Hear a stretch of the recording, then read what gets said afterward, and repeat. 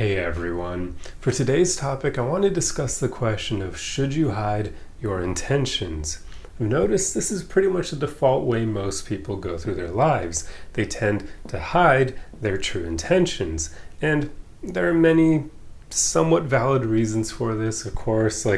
Quite often our intentions may not be something you want to communicate because the environment may not be right. For instance, if you're heavily attracted to one of your coworkers, may not be the best environment to tell them that, to let them know your true intentions, how you maybe would like to pursue something more with them outside of the work realm. Things like that. It can be very tricky to navigate the social world, to not lose face by always wearing your intentions on your sleeve. But this is a question that's worth exploring because there are a lot of downsides to constantly living your life hiding your true intentions. One of the biggest ones being that if you hide your true intentions all the time, people aren't going to know what you want. And while some of you may be thinking, okay, well, what's the problem there, Josh? There's a big one, which is if you have good intentions and you don't want to, crush other people and rise in the corporate ladder, or basically if you're not pursuing your own self-interest to the detriment or harm of others, even if it's not like physical harm, but if you're constantly putting yourself first, there are some situations where that can be a negative thing, where you could potentially, it could mean that you're winning and somebody else is losing, pretty much. That's all I'm trying to say. It's a long-winded way of saying that. So a lot of people are going to hide their true intentions for that reason. But in the absence of that, if your intentions are good, if you're not trying to get ahead in life by sometimes meaning other people are losing, then actually conveying your true intentions will help you, because then people can actually know what you want and therefore be able to help you if they have whatever you need or if they are able to provide help to you. A great example of this would be for entrepreneurs. Quite often entrepreneurs, they tend to take that stance of trying to do everything themselves. But if they just communicate their true intentions, if they say, hey, look, I want to start a business doing this, I don't know anything about marketing, well, now that opens a door for them receiving help from maybe somebody they know who happens to know a thing or two about marketing because they've let their intentions be known. So there are just ways where if people know what you want, they can help you get that.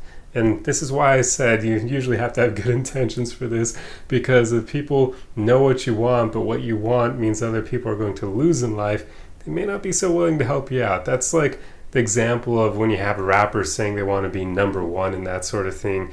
As soon as they say that, they're basically conveying that they want to crush their competition, and that immediately means their competition isn't going to want to help them succeed, right? But if they took a stance of saying, I just want to make music, I'm passionate about this, I want to speak to people, if they were to take that route, maybe they would actually receive help from other rappers who happen to be at the top of their game. You never know. So this is more so what I'm talking about when I mention your intentions being a big factor here. Because if you're trying to take the everybody wins approach, you can very well receive a lot of help from other people if they know what you want, if they know your true intentions.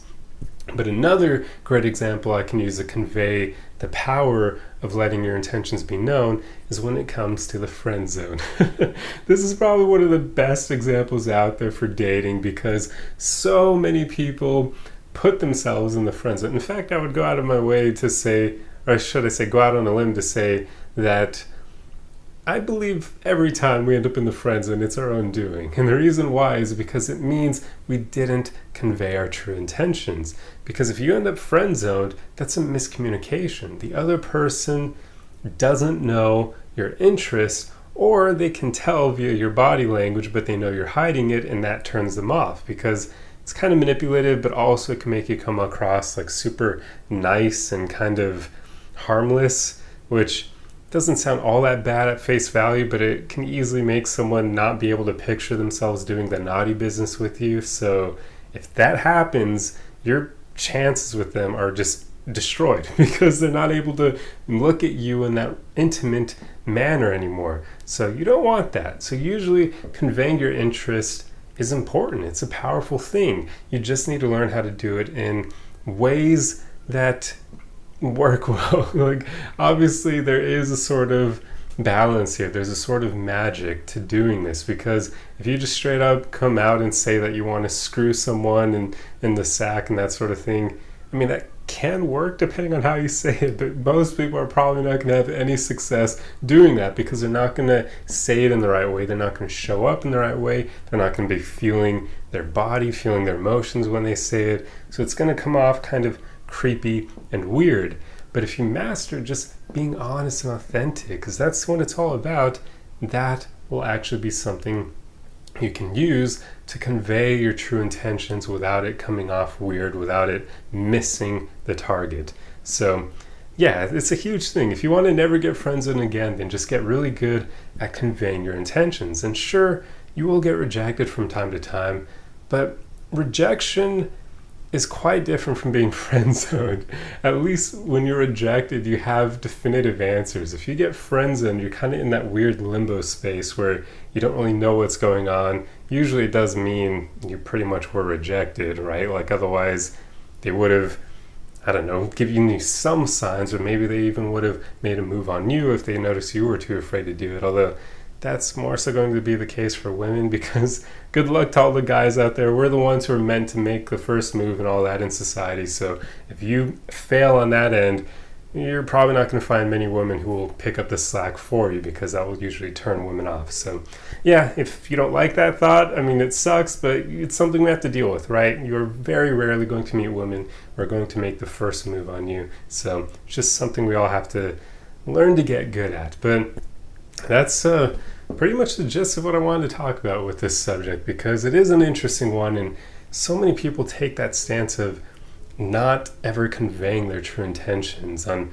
hiding it and being kind of, what's the term, like subvertive? Is that, maybe that's not the right term, but you know what I mean, where they're basically like hiding what's really on their mind and not communicating well, and in a way it can almost be manipulative sometimes. So yeah, I would say always work on having good intentions, on trying to make sure that what you want is like a win for other people around you, and that you're not playing this, like, well, what's that? Is it game theory? Game theory is the one that talks about like businesses that win or lose, right? But there's a way that you can negotiate with other people, or in the case of game theory, with other businesses, where it's a win-win for everyone involved. That's the way you want to go about life, especially when you're conveying your true intentions.